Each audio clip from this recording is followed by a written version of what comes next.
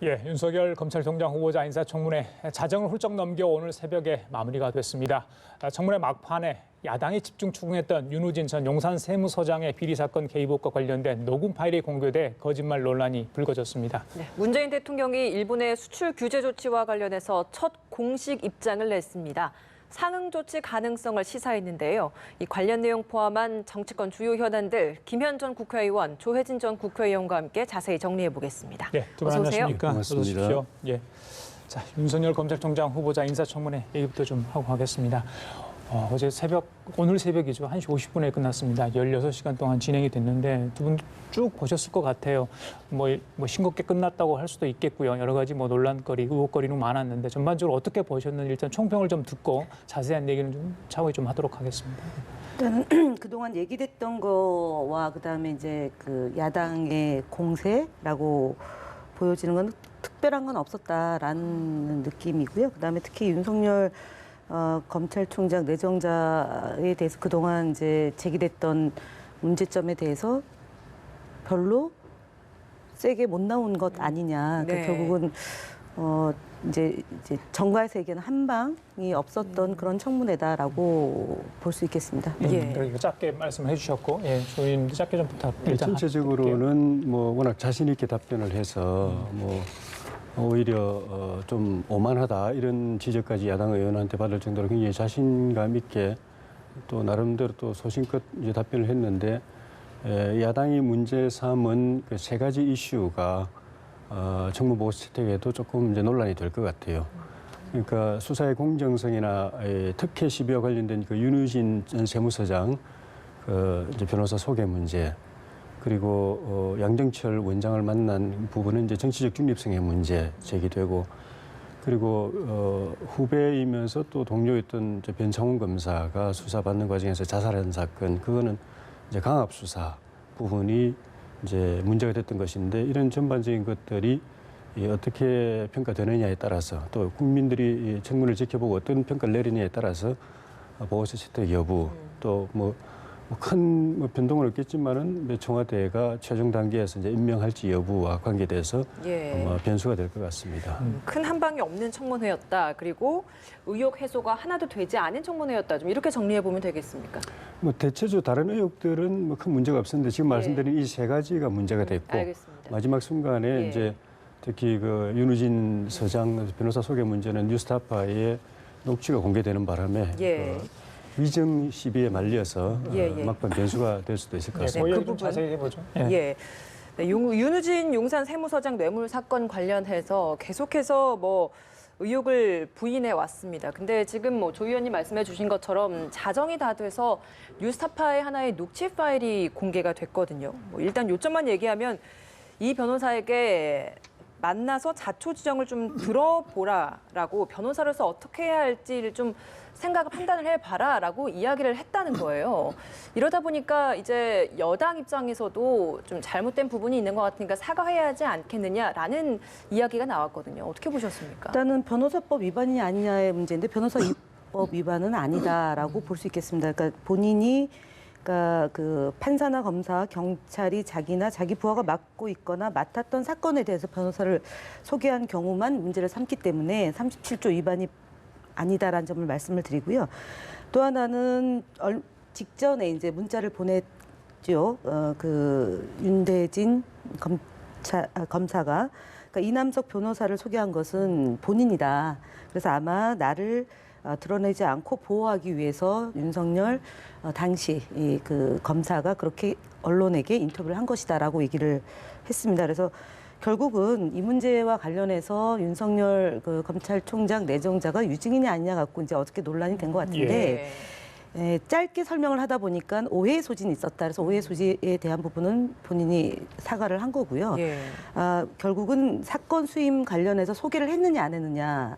근데 소개는 안 했다. 윤대진 검사가 했다라고 본인이 또 얘기를 했기 때문에 이 부분에 대한 논란은 물론 야당과 그다음에 이제 일각에서 이 문제를 계속 꼬투리 잡을 거라고 저는 보여지지만 사건을 수임했느냐 안 했느냐의 문제와 관련해서는 윤석열 검찰총장 내정자가 거짓말한 것은 아니고 짧게 설명을 하다 보니까 오해 소진이 있었다라고 얘기를 드리겠습니다. 그러니까 두 개 소개 행위는 윤대진 검사 본인이 했다라고. 예, 두 가지인 것 예, 같아요. 예. 일단 위증과 변호사법 위반이 관련된 건데 일단 변호사법 위반이 아니다는 거고 위증 논란의 부분 본인이 분명히 오해 소지가 있어서 사과를 한 걸로 지금 이제 그렇게 말씀하셨기 때문에 그런데 이제 오늘 윤대진 또 국장이 관련해서 언론 인터뷰를 통해서 본인이 나다 그 윤 씨라는 사람이 자기라는 거고 자기가 소개해준 걸로 이렇게 언론에 좀 바로 뒤에 오늘 당일날 인터뷰를 또 언론에서 이야기를 하지 않았습니까? 예. 어떻게 보십니까? 그 부분에 대해서는?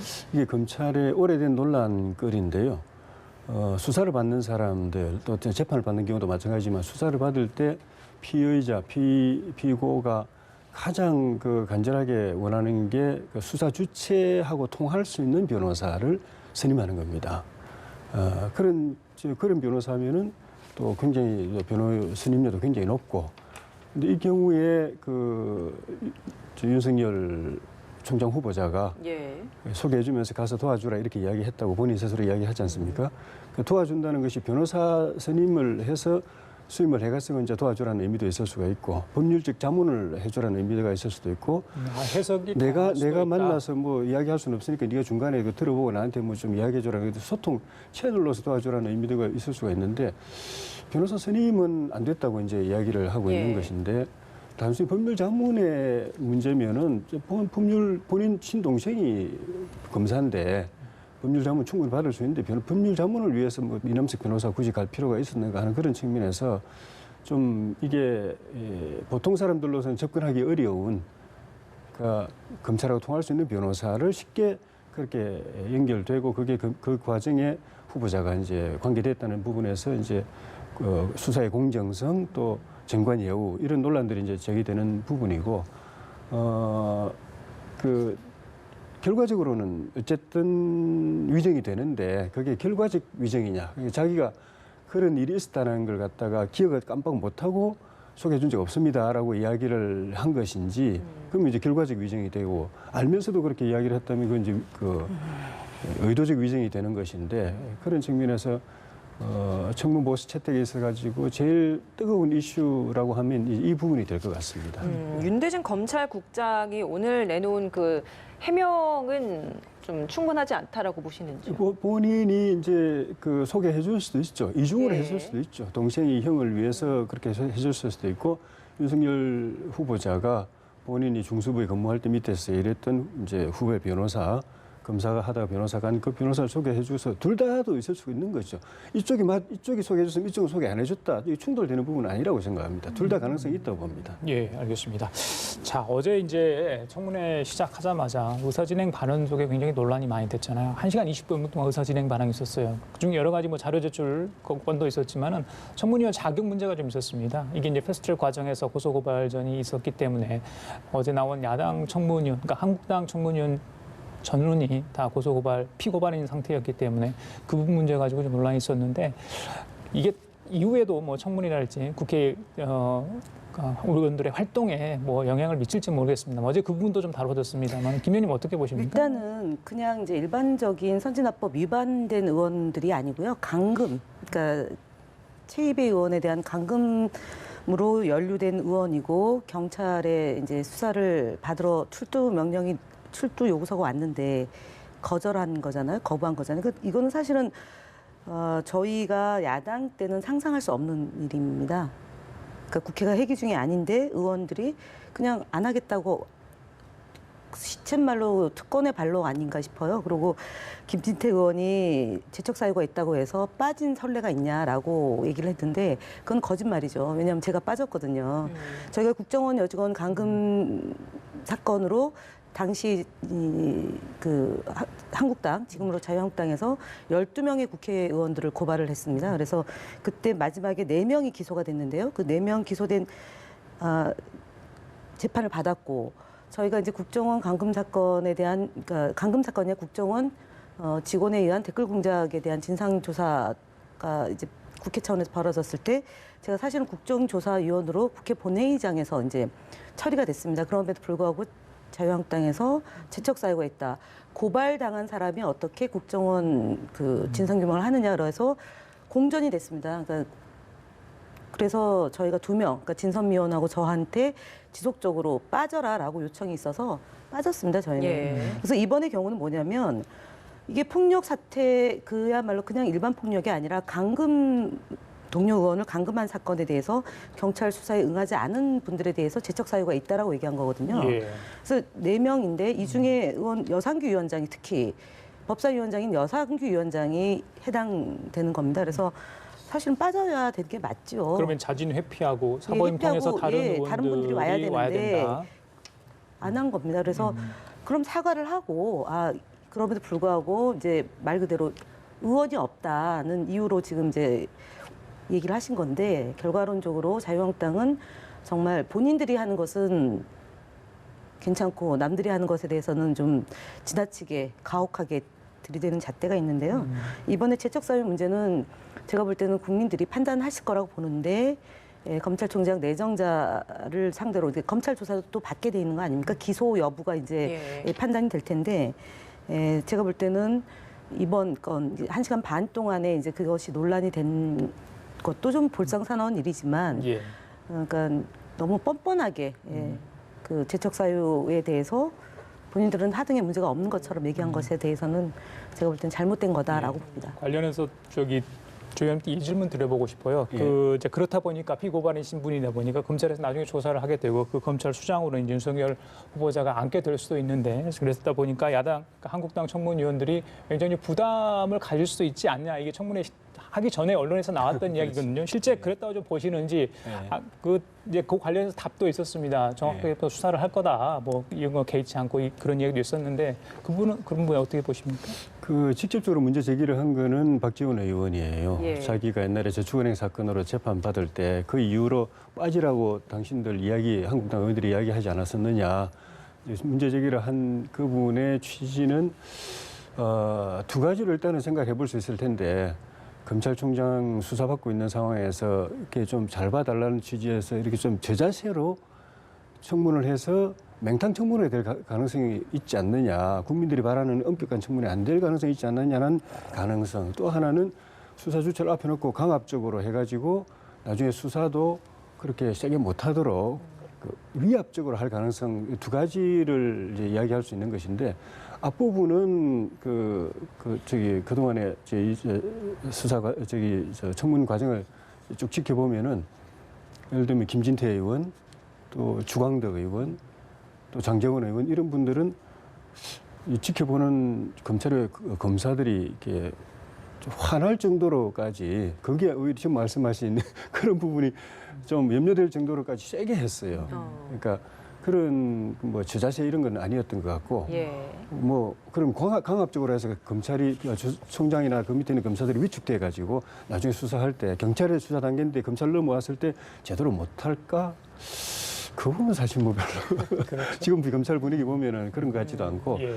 이제 박지원 현 의원이 이야기하신 건 자격 시비인데 그거는 결국은 도덕적 정당성 문제가 아니겠느냐. 지금 그 고소고발 당해가지고 수사 대상인데 그를 도덕적 자격이 있느냐 이 말 같아요.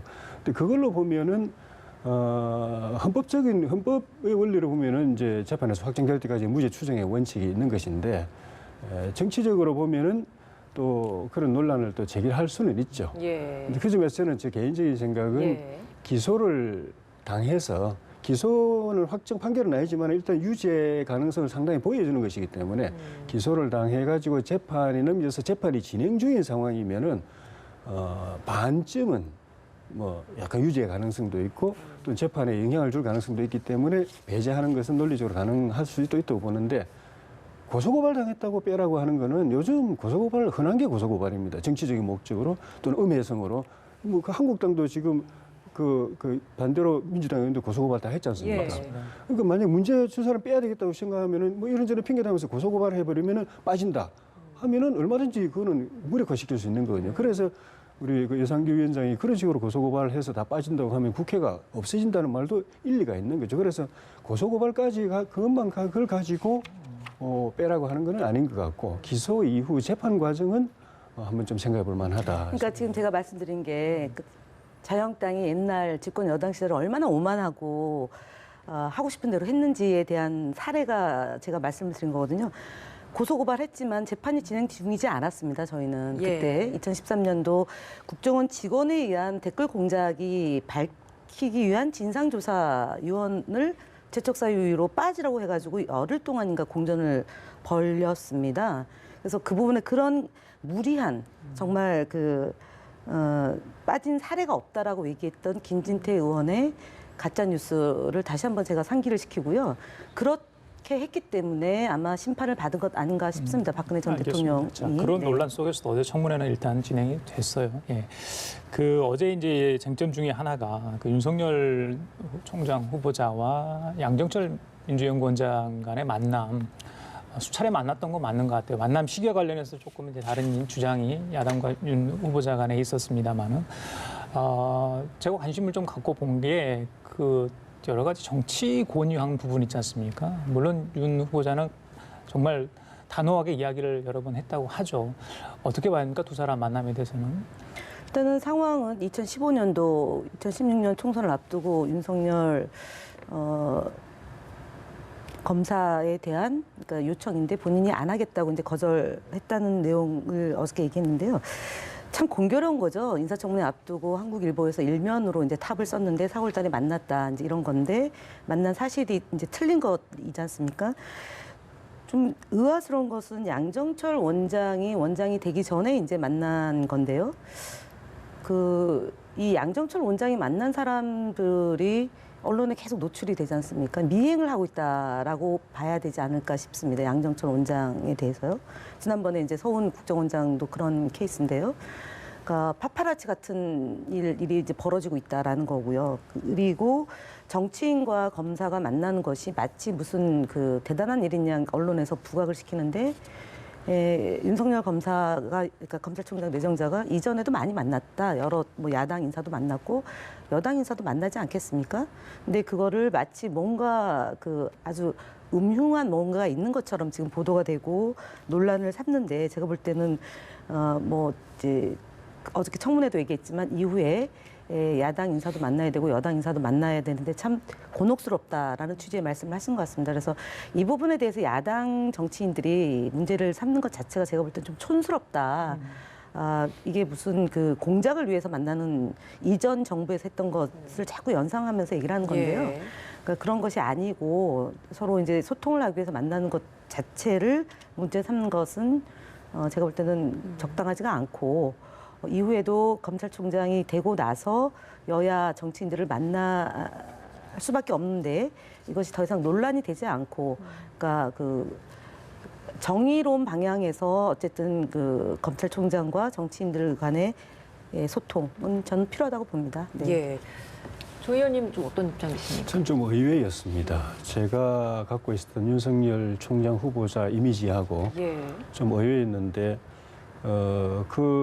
옛날에 이제 대구 호금에 가 있을 때는 사실상 이제 좌천 인사 당해 있는 상황에서 양정철 전 원장으로부터 출마 권유를 많이 받았다고 하는데 요 근래에 만난 거는 본인이 청와대 하명 수사인 적폐청산 수사를 진두지휘하고 있고 그걸 야당에서는 정치 보복으로 규정하고 보수 괴멸 작업이다라고 이제 규정하고 있기 때문에 정치적 논란이 굉장히 셌던 데이기 때문에 그런 논란에 휩싸릴 만한 일은 최대한 조심해야 되고 또 신중해야 될 뿐이고 또 그렇게 할 뿐으로 생각이 들었는데 대통령의 최측근 인사를 여러 차례 만났고 요 근래에 만났다는 것도 양정철 원장뿐만 아니라 예. 나머지 동석했다는 분들도 아마 비슷한 분들이었던 것 같은데 그런 자리에 간다는 것이 저는 참 의외였다는 생각이 들고 나는 사람에게 충성하지 않고 조직에 충성한다라고 해서 국민들이 상당히 아주 좋은 인상을 받았었는데 그런 정권 핵심 또 핵심들의 자리에 자꾸 이렇게 나가고 하는 거는 충분히 이 정치적 중립성에 영향을 받을 만하고 또 수사의 중립성에 대해서 야당이나 또 언론의 비판을 받을 만한 부분이기 때문에 이후에라도 그런 부분은 좀 각별하게 유념해야 될 부분이 아닌가 싶습니다. 알겠습니다. 검경 수사권 조정안과 관련된 질문도 있었습니다. 근데 수사 지휘권에 대한 입장을 두고는 사실 입장 표명한 걸 두고 해석이 좀 엇갈리고 있는 것 같아요. 지휘라는 표현 대신에 협력이라는 표현을 썼는데 표현은 이렇게 쓰긴 했지만 그 구조는 유지하고 싶어 하는 것 같다라는 해석이 있고 그 반면에 그 자체가 좀 일정 부분 변화를 받아들이려고 하는 태도이다라고 하는 뭐 의견이 엇갈리는 것 같은데 이 발언 어떤 의도라고 좀 해석을 하셨습니까? 그러니까 그 가장 원칙적으로 국민의 눈높이에 맞추는 검찰이 되도록 노력하겠다라는 거하고 정치 논리에는 타협하지 않겠다라는 것을 저는 주안점을 갖고 답변하지 않았나 싶고요. 그다음에 지금은 예. 어쨌든 국회 안에서 논의가 이제 진행이 될 거기 때문에 좀 조심스럽게 얘기를 했다라고 봅니다. 가장 중요한 것은 국민의 눈높이에 맞추는 검찰이 되도록 하겠다라는 점에 저는 주안점을 두고 보고 있습니다. 네. 그 저기 청문 보고서 채택과 관계없이 문 대통령은 뭐 임명하시겠죠? 그렇겠죠. 예. 예. 지금 뭐 청문 채택 제기되고 있는 보고서 과정에 것은 논란은 없겠습니까? 뭐 부적격 보고서는 의견 정도? 제가 볼 때는 보고서는 채택할 것 같습니다. 예. 왜냐하면은 그래요? 정치인들이 뭐 어쨌든 다른 장관들하고 좀 다르지 않습니까? 검찰총장이라는 자리는요. 그렇다고 배제 사유가 없는 후보고요. 지금 예를 들면 무슨 뭐 부동산 그다음에 그 음주운전 등 7가지, 예, 그다음에 재산 형성 과정에서의 문제점이 있다거나 아니면은 뭐 논란이 되는 것이 새롭게 발견이 돼가지고 그것 때문에 자격에 문제가 있다라고 한다라면 보고서 채택을 아예 안 할 수는 있지만 지금은 이미 다 알려진 내용이고 특별하게 또 다른 변수가 생긴 건 아니기 때문에 보고서는 채택을 하되 뭐 부적격 의견 정도가 야당에서 할 수 있는 것 아닌가 싶습니다. 네.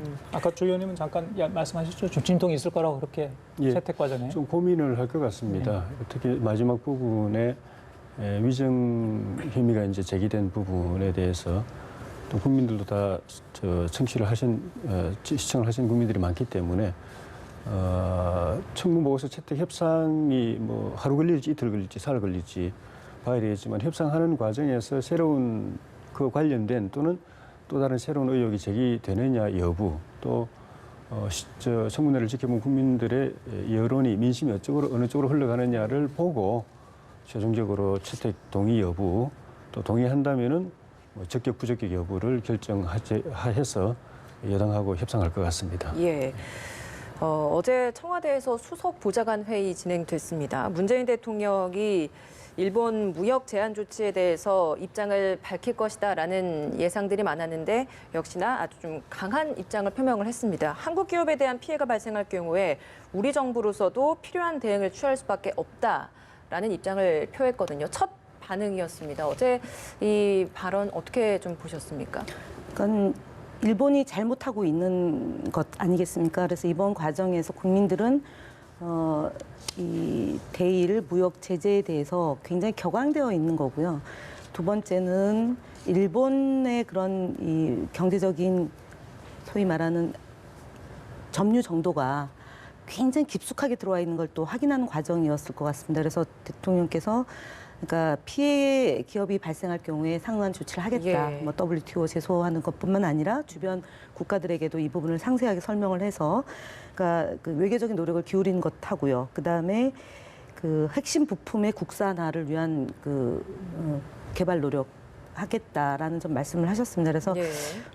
제가 볼 때는 일본이 이제 자국의 선거 때문에 그러니까 무리한 조치를 하는 점에 대해서 국회 차원에서도 공동 대응을 하겠다라는 것이 어떻게 밝혀진 마당이고 하니까 대통령이 이번 그 일본에 대한 조치, 그다음 일본에 대한 경고 이런 것들이 좀 더 그러니까 좀 촘촘하게 그리고 치밀하게 진행될 거다라고 보여집니다. 네.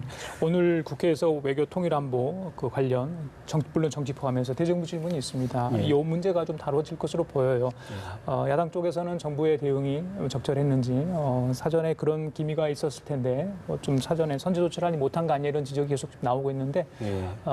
대정부 질문에서 어떤 내용이 나올 것으로 예상을 하시고 또 야당의 이야기는 어떻게 좀 생각하시는지요? 야당 기본 입장은 황교안 대표도 이야기하고 나경원 원내대표도 이야기한 대로 정부가 그 기업들에게 또 우리 그 경제에 도움이 되는 방안을 제시하면 이제 돕겠다 하고 또 그 경제 의회 사절단을 파견해가지고 의회 차원에서 또 설득하도록 하겠다고 이야기했는데 또 그 반면에 이런 사태를 초래한 부분에 대한 또 비판도 이제 비판적 입장이고 대통령 말씀도 보면은 크게 보면 세 가지를 메시지 두셨는데 일본의 제재 조치는 정치 보복이다. 일단은 협의를 통해서 문제를 해결해 보도록 하겠다. 장기적으로는 일본의 의존도를 낮추기 위해서 우리 국산화를 추진하겠다. 이건데 정치 보복이죠, 분명히. 일본의 정치적 일본 아베 정부의 선거를 의식한 정치 보복이고 더 장기적인 포석도 있어 보이는데 우리 그 민주당 시절에 어떤 대일 주일 대사를 하셨던 두 분이나 또 최장집 진보 진영의 원로인 최장집 교수가 이야기하는 것처럼 우리 정부가 정치적 목적으로 국내 정치적 목적으로 관제 민족주의를 통해서 또 대일 반일 드라이브를 세게 걸은 것이 이런 사태를 초래한 측면도 있다라는 부분에 대한 이 정치적 관성이 좀 필요하다고 보고 일본하고 이제 협의를 통해서 잘 풀려나가기를 바라는데 사실은 협의해야 된다고 각계에서 이야기 나온 게 작년 연말부터 나왔었습니다. 일본의 보복 조짐이 있었기 때문에 빨리 협의해가지고 불을 꺼야 된다라는 이야기 있었는데 지금까지 손 놓고 있다가 나온 것이 좀 아쉽고 그리고 장기적으로 일본에 대한 의존도를 낮추는 건 필요하긴 한데 그러면 지금까지는 그런 노력을 왜 안 했느냐 또 결과가 왜 없었느냐 노력 안 한 것도 아니고 결과가 없었던 것도 아닌데 이 모든 걸 우리가 국산화한다는 거는 명분상으로는 좋지만은 이게 이 경제성의 문제가 있어가지고 우리가 기술 개발을 하려면 할 수도 있고 자체 조달을 하려면 할 수도 있지만은 오히려 그게 경제적으로 마이너스이기 때문에 국제적인 분업협업, 딴 나라도 마찬가지거든요. 분업협업 차원에서 그렇게 해왔는데 그거를 깨고 모든 걸 일본 의존을 낮추기 위해서 우리가 국산화한다는 것이 기술적으로 가능한다고 하더라도 경제적으로 가능할 것인가 이 부분에 대한 고민이 기업들에 있기 때문에 결국은 일본과의 관계 개선을 통해서 문제를 해결하는 것이 당장 또 당면한 경제적 불이익을 또 해결하는 것이 정부가 해야 될 조치일 것 같습니다. 알겠습니다. 대응할 건 대응하고 또 외교적으로 해결할 건 해결하고 정치권도 좀 동참할 분위기인 것 같습니다. 좀 이후 상황 지켜보도록 하죠. 지금까지 김현 전 국회의원, 조혜진 전 국회의원 두 분과 함께했습니다. 오늘 말씀 잘 들었습니다. 고맙습니다.